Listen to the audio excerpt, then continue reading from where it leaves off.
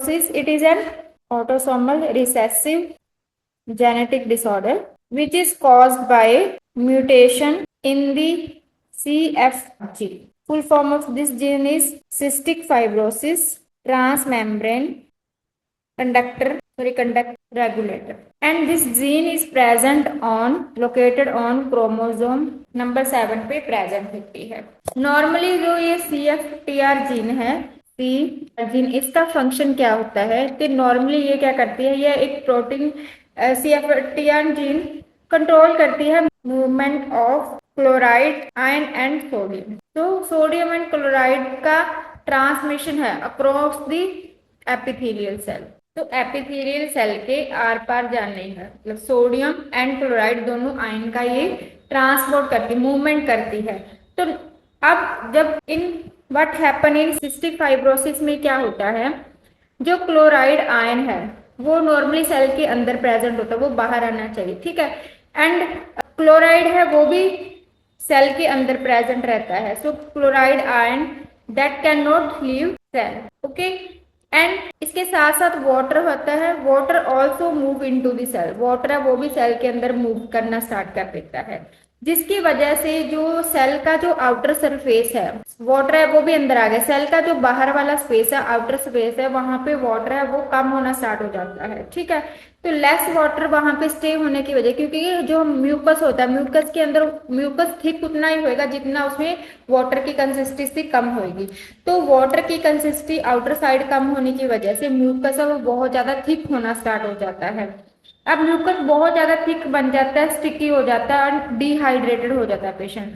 तो अब आगे वो क्या होता है, जो थिक म्यूकस है आगे बाकी जैसे ऑर्गन सेल, हमारे lungs, pancreas, liver, intestine, reproductive organ, sweat gland, इन सबको वो अफेक्ट करना स्टार्ट कर देता है। तो म्यूकस इन सबको, अगर स्वेट ग्लैंड है तो स्वेट बाहर नहीं आया, तो वहां पे म्यूकस बहुत ज्यादा ऑब्स्ट्रक्ट होने की वजह से स्वेट है वो वहां पे बहुत ज्यादा कलेक्ट होना स्टार्ट हो जाएगा। पेनक्रियास डक्ट में वहां पे खत्म, वहां पे अगर पेनक्रियास डक्ट के अंदर म्यूकस एक्यूमुलेट हो जाता है तो पेनक्रियास से जो एंजाइम है, पेनक्रियास से एंजाइम जो हमारे इंटेस्टाइन में चाहिए होते हैं, जो फैट, प्रोटीन, इनको डाइजेस्ट करने के लिए, तो अब प्रोटीन फैट का डाइजेशन है वो कम हो जाता है, उसकी वजह से पेशेंट के अंदर फैटी स्टूल होना स्टार्ट हो जाता है।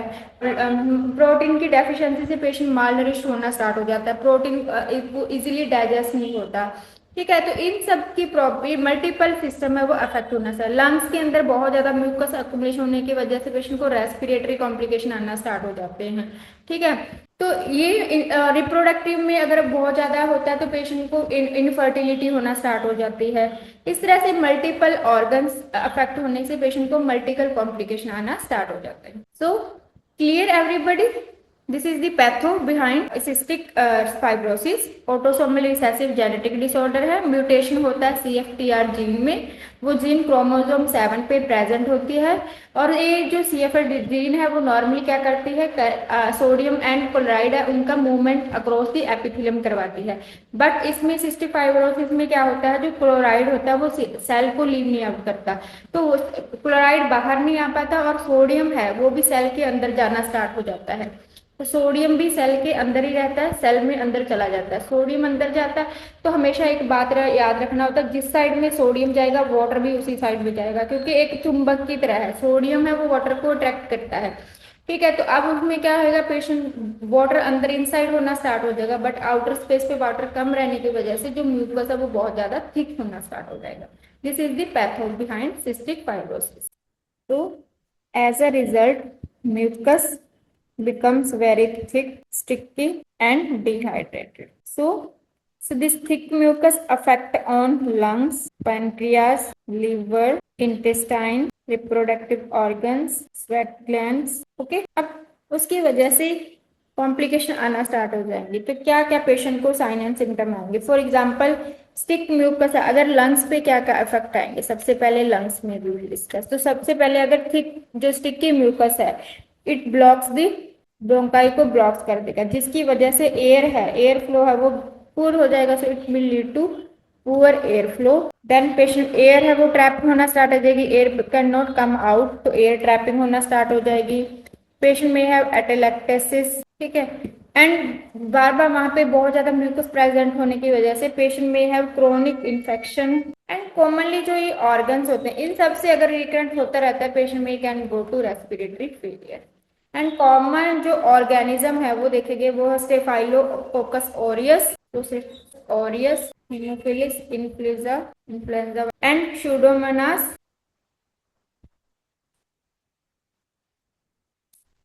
This is most common in children, ये छोटे बच्चों में अडल्ट में भी होता है। So this is more common in children plus adult. तो रिपीटेड इन्फेक्शन बार बार होते रहेंगे जिसकी वजह से पेशेंट को रेस्पिरेटरी फेलियर होना स्टार्ट हो जाएगा। देन इसका पेनक्रियास पे क्या इफेक्ट होगा, तो पेनक्रियास की म्यूकस क्या करेगा, पेनक्रिया डक्ट है उसको ब्लॉक कर देगा जिससे डाइजेस्टिव एंजाइम है they can not reach to intestine, तो इंटेस्टाइन के पास आ नहीं पाएंगे। सो पेनक्रियास पे इनका क्या इफेक्ट पड़ेगा, तो डाइजेस्टिव एंजाइम है, so digestive enzymes cannot reach to the intestines। अब इंटेस्टाइन के पास वहां पे नहीं पहुंच रहे जिसकी वजह से विदाउट एंजाइम ना प्रेजेंट होने की वजह से फैट है वो क्या होगी, डाइजेस्ट नहीं होगी। So fat does not digest, fat का डाइजेशन होएगा।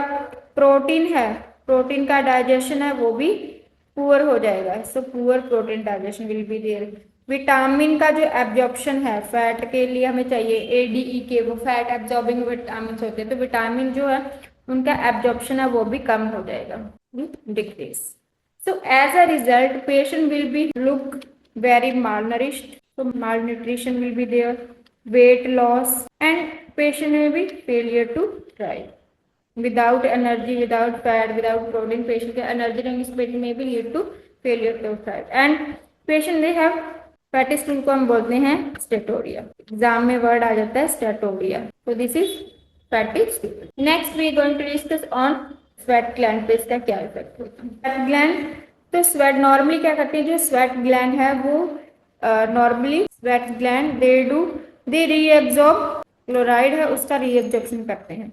बट अब सिस्टिक फाइब्रोसिस में से क्या होगा, क्लोराइड है वो रीएब्जॉर्ब नहीं हो रहा, so they can not reabsorb the chloride. So as a result patient का जो स्वेट है वो बहुत ज्यादा सॉल्टी होगा, so very salty sweat. Okay, and इसमें यूजली पेशेंट अगर से कि उसका बेबी है दे ऑफन से कि my baby taste very salty when I kiss them, कि जब भी मैं उसको किस करता हूँ मेरे बेबी को बहुत ज्यादा सॉल्टी होता है। तो क्योंकि उसके अंदर क्या होएगा कि सोडियम क्लोराइड का रीएब्जॉर्प्शन नहीं हो रहा जिसकी वजह से सोडियम में बहुत ज्यादा हमें फील होएगा, तो वेरी सॉल्टी स्वेट होएगा। This is NCLEX important question, wording ऐसे बोलते हैं पेशेंट की सॉल्टी टेस्ट आ रहा है। देन अब इन वाले पेशेंट के अंदर वेट गेन क्यों पुअर होता है, वेट गेन का पुअर होने का रीजन मैंने आपको बताया कि so weight loss and loss of appetite, why because they can not digest the fat and इसके साथ साथ पेशेंट को क्रोनिक लंग इन्फेक्शन हो रही है, तो पुअर एपेटाइट हो रही है, उसकी वजह से पेशेंट है ईटिंग अच्छे से कर रहा है, despite of eating very well patient they have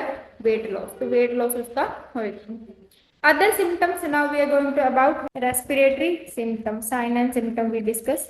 तो sign and symptom in this हमारा फर्स्ट प्रायोरिटी क्या होगा, पेशेंट का रेस्पिरेटरी फेलियर हमारा मेन प्रायोरिटी होता है क्योंकि इनके अंदर ब्रोंकाई वगैरह है, उनके अंदर बहुत ज्यादा म्यूकस प्रोडक्ट होने के से एयरवे है वो ब्लॉक हो जाता है।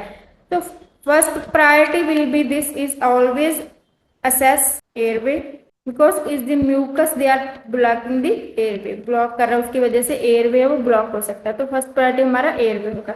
then we can go for breathing, in the breathing we use the respiration rate, use of accessory muscles, ठीक है उनको देख सकते हैं। we can look out for breath sound, उनको हम assess कर सकते हैं। then is oxygen saturation, if low pulse oximetry reading less than 95% आ रही है, it means वो पेशेंट क्या हो रहा है, patient they have respiratory failure में पेशेंट जा रहा है, ठीक है। And sudden drop in oxygen saturation this can also lead to respiratory failure. And इन वाले पेशेंट के अंदर कॉमन फाइंडिंग्स क्या क्या हमें मिलेंगी कि जो कॉमन होंगी इनके अंदर, तो रिकरेंट लंग इन्फेक्शन, बार बार लंग इन्फेक्शन हो रहा है, this will B common. So recurrent lung infection, this will be common finding in this patient.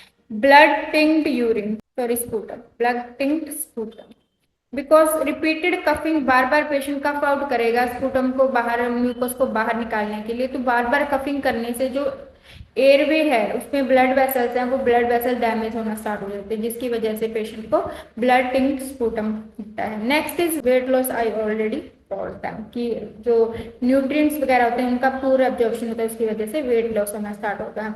Loss of appetite will be there, क्योंकि क्रोनिक इलनेस है उसकी वजह से, और बार बार पेशेंट को इन्फेक्शन हो रहा है उसकी वजह से लॉस ऑफ एपेटाइट होता है। And patient may have constipation. Why constipation? Because thick intestine secretions they slow down the bowel movement को slow down कर देते हैं। म्यूकस के अंदर बहुत ज्यादा इंटेस्टाइन के अंदर थिक म्यूकस है, बावल मूवमेंट कम होने की वजह से पेशेंट को कॉन्स्टिपेशन हो जाता है। एंड स्टेटोरिया मैंने आपको बताया था कि फैटी स्टूल पेशेंट के अंदर होगा। This is mostly sign and symptoms, ये यूजुअली पूछे जाते हैं एग्जाम में। एंड फैटी स्टूल है क्योंकि फैट है, फैटी स्टूल है क्योंकि फैट है वो डाइजेस्ट नहीं हो रहा है, सो अनडाइजेशन फॉर्म ऑफ फैट है वो स्टूल के थ्रू बाहर आउट होएगा। तो उसके अंदर स्टूल के उसके कैरेक्टरिस्टिक रहते हैं कि स्टूल कैसे है। Stool will be look very bulky greasy, जो फैटी स्टूल होता है उसकी कैरेक्टरिस्टिक्स कैसे होते हैं, bulky greasy oily and foul odour, foul smelling. This will be present as meconium iliacus.